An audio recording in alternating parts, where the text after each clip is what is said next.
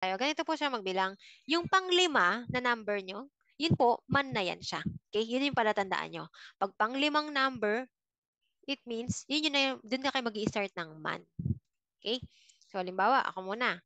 So, this is Goman, Yonsen, San, Byaku, Niju, Ichi.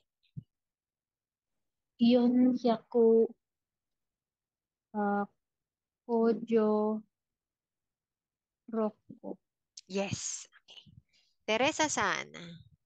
Yung ones kasi, Listen. 'di ba? 'Di ba sa atin sa English, meron tayong ones, tens, hundreds.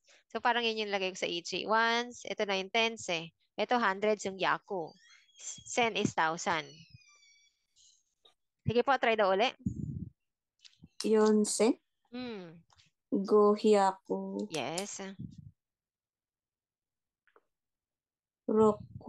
Rokuju. Yun? Yes. Okay.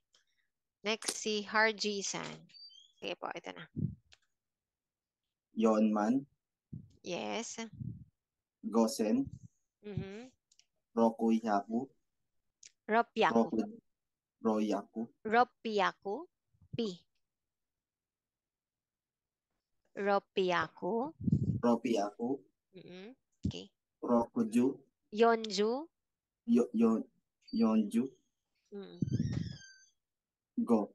Okay. Jasan. So, ganito po natin siya babasahin.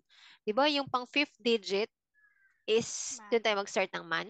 Mm. So, 1, 2, 3, 4, 5. So, ito, pang 5 na siya. Ito rin, pang 5 siya.